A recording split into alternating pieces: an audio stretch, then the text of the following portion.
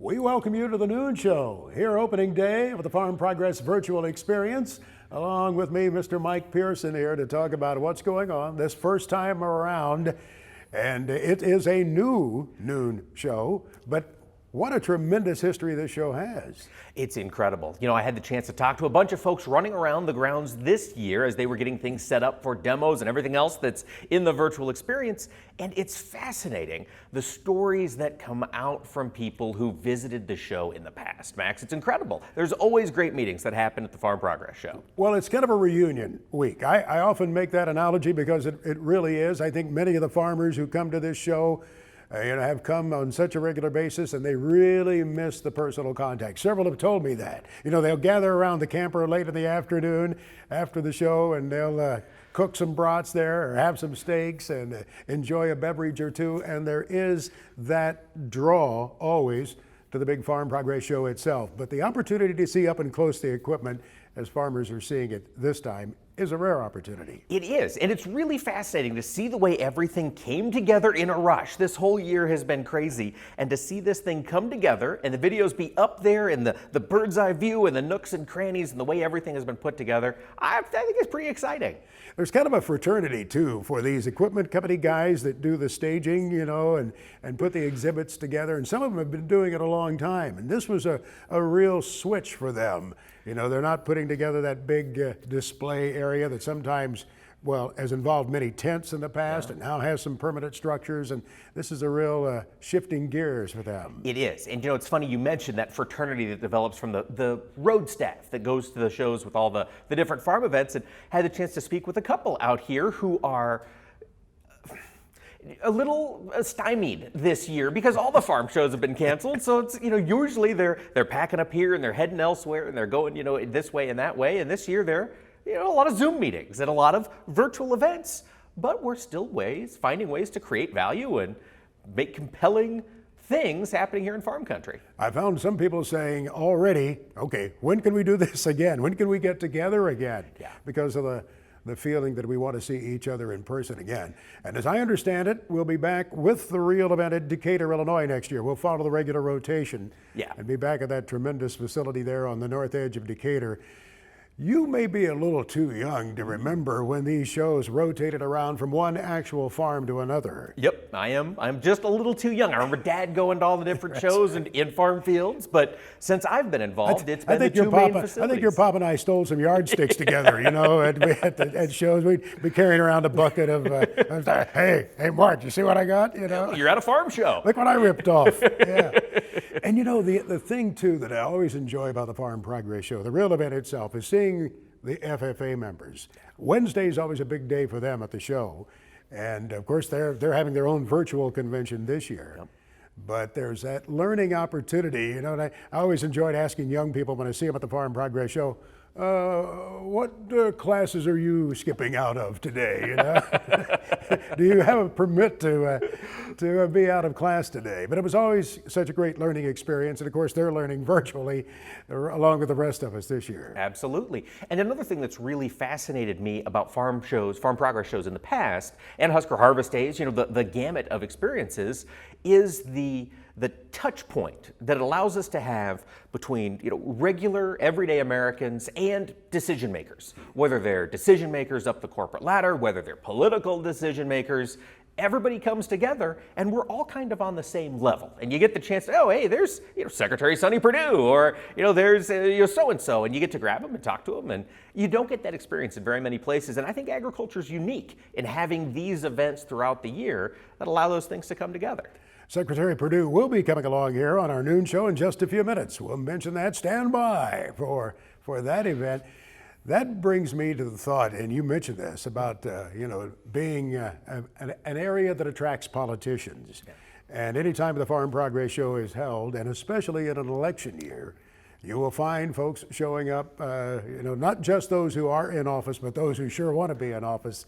They're going around shaking hands as much as they possibly can, and that's, you know, that includes people in the Senate, United States Senate. I know the Iowa senators, of course, have put in an appearance at the farm show here at Boone and the other cities where it's been held in the past too. You always see them around shaking hands, a little bit of an entourage around them, the people, their handlers, taking them around and of course making them available to the media as well. Yeah, absolutely. And I just think that's a really special event. And this year has been strange. We don't have that opportunity this year for the folks to reach out and grab the coattails of a person in power, but it'll be back. And you talk about next year, we'll be back in Decatur, we'll be running full tilt.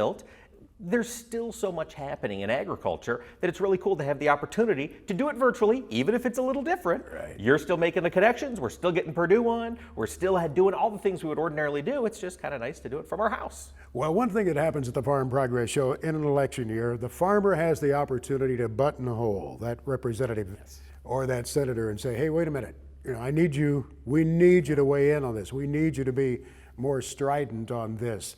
And really, still in this virtual era, there's that opportunity as much as ever with email and other messages. And I would imagine some of these elected officials are out of the district offices too, are they not? I would think so, yeah. I mean, everything is thrown for a loop, but they're still trying to get their work done. And of course, they love hearing from folks out in the countryside. And if they don't, by golly, call them again. There's ways to make it happen. It just seems like these days ahead of an election are an important time for that contact. Maybe more so than ever, to remind that representative, hey, I voted for you last time. Right. I have the opportunity to vote for you again.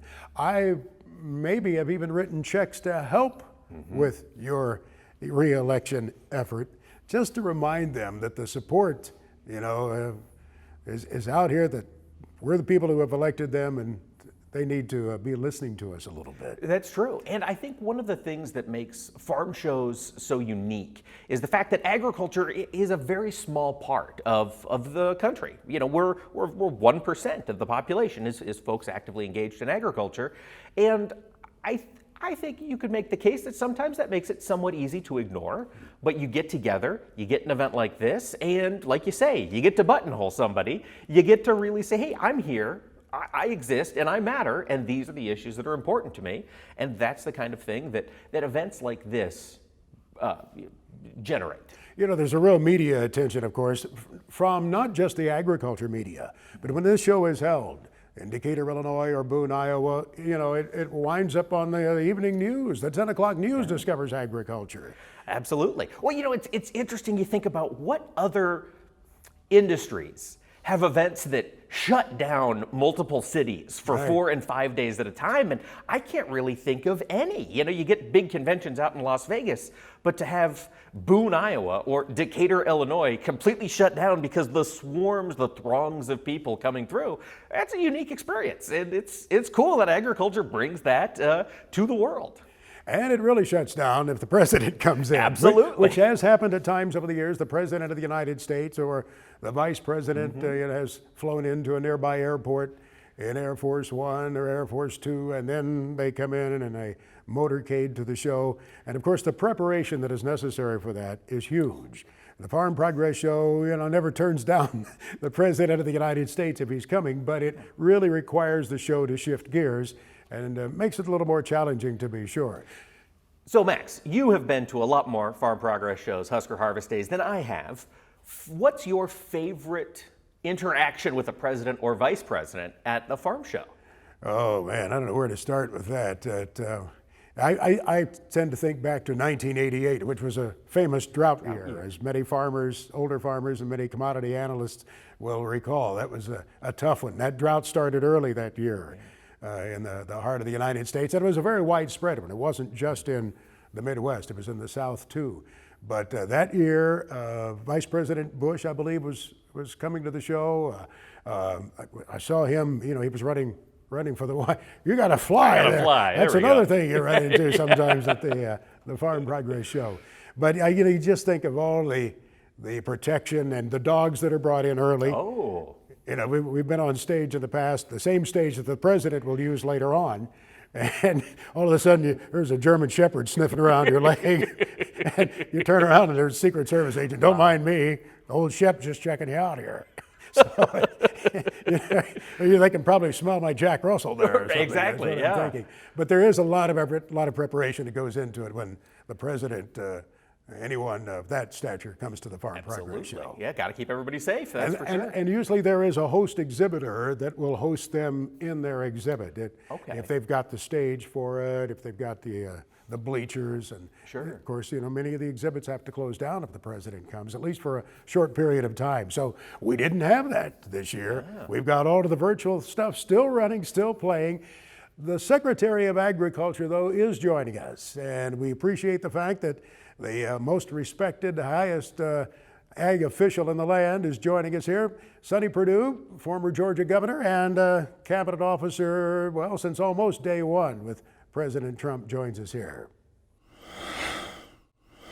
We welcome here to the Farm Progress virtual experience, Agriculture Secretary Sonny Perdue, who has gotten out to farm shows in the past. I know you've been to many. You've been to the Sun Belt Expo and to the Farm Progress Show as well several times, haven't you, Mr. Secretary? Max, I have. I wish I were there right now.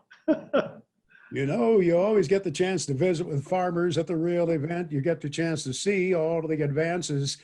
That's one thing that we continue to see, do we not? That even though we've been under stresses of the ag economy, the advances, the technology, it keeps coming. It is absolutely amazing. People have different perspectives about farmers and farming, but I tell people they're the most adaptable technology people. They're innovators, they're inventors, they're creators, and that's what's been responsible for this miracle of agricultural production for the last 90 years. I mean, a lot of the equipment you see out there in the farm show, you know where it started? In some farmer's shed there, in his barn there, as they were tweaking how to make something work better. And then the OEMs picked it up and said, that's a pretty good idea. You still see that. As you walk through the varied industries exhibits here at the Farm Progress virtual experience, you will see those small companies where a guy worked on something at his shop in North Dakota or Mississippi or Georgia and now is bringing it to the marketplace. We have a lot of wonderful, bright entrepreneurs between the coasts of America, don't we? You know what? I think that's what President Trump has such an affinity and affection for farmers. And not only as risk takers, entrepreneurs, embody the American spirit, but they are builders. They invent. They figure out better ways to do things that way. And he truly has an affection for that spirit. Do you worry a little bit about when you have a challenging ag economy that stretches on for a few years with the difficulties of profitability that we've had in the farm sector? Do you worry about those advances still coming along? Do you worry about, for example, budgets for the land grant colleges that have been the foundation for our research? Well, Max, if I wouldn't be a good farmer if I didn't worry about something. But certainly, they're challenging times. We want to encourage certainly our state legislators across the country. Agriculture is still the largest industry in many, many states. You'd be surprised how many states where agriculture is still the #1 industry. So I hope they don't back away from that. It's always tempting, obviously, from our research and a basic and applied research to pull back. The good news here, we at USDA are not doing that. Our ag innovation agenda is moving full throttle forward and helping to move forward because that's the productivity gains that we'll see. I know that our NASS guys, it's just these corn yields continue to stun me. I know we had the tragic windstorm in Iowa and a little bit of Illinois, but these kind of numbers of yields are just remarkable. As you take a look at what's happening on campuses this fall, there's a lot of concern, there's unrest, there's a lot of digital connecting that is necessary, students wondering about their future. Are you concerned at all about the chilling effect that it might have on young minds who want to go into agriculture, who want to go into science, who are so important to keep that pipeline of talent full? What I find about people who are really engaged and enthused about agriculture, not much stops them. That's almost like our producers, our farmers and ranchers. They're just so resilient and they're really passionate about the noble cause of producing food for the world. I find that those kind of people, you can't stop them. Pandemics don't stop them. Education may take a pause, but they're investing value in themselves all the time. They're self-learning. they're designing things, they're innovating things during these periods of time where they're not maybe not captured by their schoolwork, that they are out here trying to figure out things better. They're real problem solvers. So while we're worried about some things like that, I'm not worried about the future of agriculture from a young person's perspective. We get down to the tail end of the growing season, and sometimes we do see these natural disasters. Being from Georgia, you know it so well. We can get a hurricane up the East Coast or into the Gulf region, and then to have the kind of thing, the hurricane on land, if you will, that occurred in Iowa.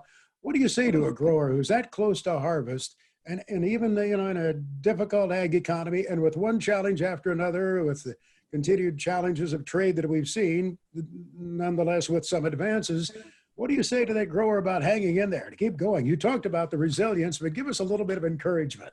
Well, I would love to, Max. It's heartbreaking, first of all, to work all year long to get a crop right before it's going to go in the bins and to have this kind of damage go on. You know, you got 250 bushels of corn out there just waiting to be harvested, and you see it lying flat on the ground.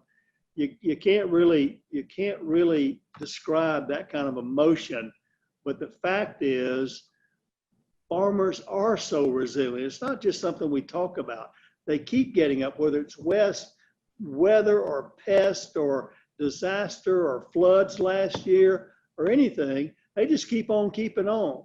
And the other thing is, I think we've developed through the Farm Bill a very good safety net. Now, does that really contemplate total disaster like we see in some parts of Iowa? Not really. That's when we need to step up and recognize that there are disaster provisions, and we're working on that even as we speak. We're waiting on an assessment from Iowa and a county by county assessment and what those needs are. But that's really what I talk about when I ask who's subsidizing who. Much of the world says farmers are subsidized. By my calculation, with the lower food cost in America, farmers are subsidizing American consumers to the tune of over $800 billion a year compared to other developed countries. Our entire food chain is important. We were reminded this year, and the packing and processing industry, you talk about resilience and response. That really was remarkable back in the spring, wasn't it? It was absolutely remarkable. Obviously, it's not just our farmers and producers, but they rely on the upward supply chain all the way to the consumer. And that was very much threatened, and that way it's such an efficient supply chain. When we saw our institutional food setting shut down almost overnight, then the pivot to getting the food where it needed to be was critical. And certainly with the COVID infections that we saw in our plants, and we do believe still that much of those infections, coronavirus infections, were brought into the plant, didn't originate in the plant, were brought there. But the way in working with the companies, working with local, state, and public federal health authorities, the V bottom on that was just, again, miraculous in that way, and getting back up there. Can you imagine the panic that would have occurred had we had no food in the meat cases around the country? It was a little bit unnerving for some of us to go to the dairy case and see only briefly there was nothing there. The cupboard was bare. It was a stark reminder to us, was it not, of the importance of our ag industry? No question about it. I think many people now appreciate and respect the food supply chain more than they may have ever had. We know you have a busy schedule to keep. We'll let you leave our broadcast booth here at the Farm Progress Virtual Experience. Look out for all those cables down below as you walk around. Be careful. Watch your step down there. Good to see you again, sir. Max, great to see you. Even though we can't be there in person, we're there in spirit with you, and we always appreciate this time of visit with you. We'll look forward to when we can enjoy a hearty handshake again. Thank you, sir. Thank you, Max. Thank you.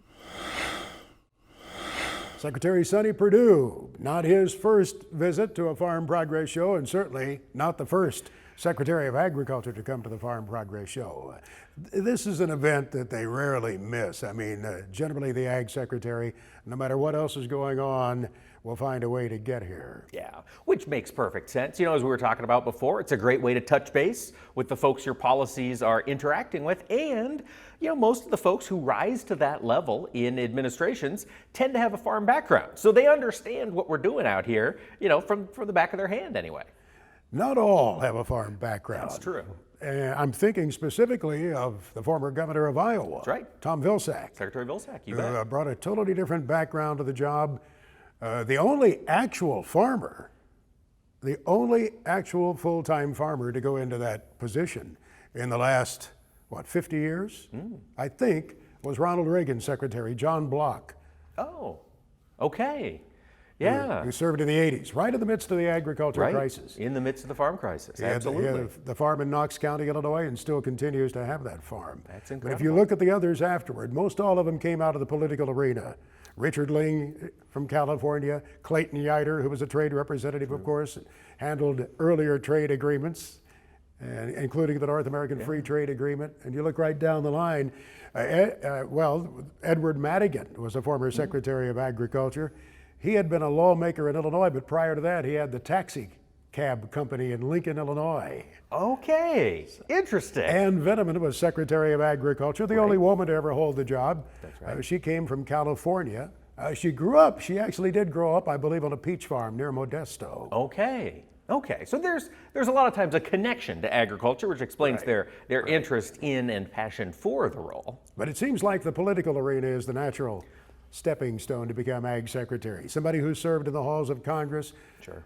Dan Glickman, of course, That's right. served there. After leaving the job at the USDA, he went on to become the executive, I think, for the Motion Picture Trade Association Oh. for a 7-figure salary. Well, I could do that too. So it's interesting when you look at the people who've held that job. Some of them haven't held it very long. True. Mike Espy, former congressman from Mississippi, had the job for only 1 year. That's true. Yeah. It's a very interesting field. It's a very interesting field, but Sonny seems to know what's going on at farm shows. Like you say, this isn't his first rodeo at farm events. Of all of the ag secretaries I've covered, and I think there have been 13 altogether now, I don't recall any traveling as much as Sonny Perdue. And part of that, for all of the criticism he catches from various sectors, and he's in a tough spot now, having that job in the midst of a trade war. He has a very demanding boss, a guy who would be very tough to work for. Yeah. Sonny Perdue genuinely likes being with farmers, and you can tell that. Yeah. He wants to be with farmers. That's true. In fact, I was party to a conversation one time where they were keeping him away in the back room from people that he was going to be addressing later. And he said, no, I want to be talking to people. I want to have lunch with these folks. Yeah. And I think there's a genuine desire to hear from people. I think you're exactly right. I had the opportunity to have lunch with Secretary Perdue his first year on the job. The Farm Service Agency got a bunch of young farmers together who had borrowed money from the FSA and wanted us to talk to Secretary Perdue to explain our process, what we liked, what we didn't like. This was when he was experimenting with new ways to run the organization to be more efficient. So we sat for an hour and a half. There's probably 15 young and beginning farmers and the secretary, and he tuned into everybody and knew questions to ask and was fascinated both with the operations, and it was an eclectic bunch of people. Heirloom tomato grower, an apple orchard. I had the little feedlot. It was a very mixed batch of ag, but Secretary Perdue had questions for everyone, and he was really interested in the flow of how working with the FSA went from a beginning farmer's perspective, which I really appreciated. It was my first time, I believe, having lunch with a Secretary of Agriculture. I'm no Max Armstrong, so this to me was a big opportunity, and it was fascinating. And like you say, you could really tell he understands the industry and has a passion for the people in it. Let there be no mistake about it. He's a politician. Absolutely. He served as governor of the state of Georgia, of Yeah. course. And you don't really get into this job without having some kind of political savvy. That's a part of it. And in the kind of emotion-charged atmosphere we have right now, with such diametrically opposed opinions being expressed so widely, there's going to be somebody unhappy with the job that he's doing. And even at the best of times, that's a tough job. Yeah. As you balance so-called consumer interest with those of the producers, and there are all kinds of people wanting to have their voices heard, it is not easy. And I don't know what the workforce is in the USDA these days. I know at one time, for many, many years, it was in excess of 100,000 Sure. For the entire agency, and many of those sitting right at 14th and Independence in Washington. I have a feeling that the workforce is still pretty strong at USDA, and you look at the variety of programs they administer. Right. ranging from the food stamp program, SNAP it is Yep. called, the Women's, Infants, and Children's program, the United States Forest Service. Right, right. School lunches, the impact USDA has on school lunches, as well as MFP payments. They run the gamut. Sonny Perdue is Smokey Bear's boss, Oh, I didn't put that together, but you're right. Smokey Bear, by the way, the only guy to have his own zip code. Really? Check that out. Okay, I'm fascinated. I don't know what it is, but I think it dates back to the 50s or early 60s. Smokey Bear has his own zip code. All right. You learned something today, didn't you? Thanks for hanging with us for a few minutes here. We appreciate the chance to join you on our noon show. Mr. Mike Pearson, Max Armstrong here. Stay tuned for some great stuff coming your way. But the field demonstrations, be watching that and some other interesting visits too.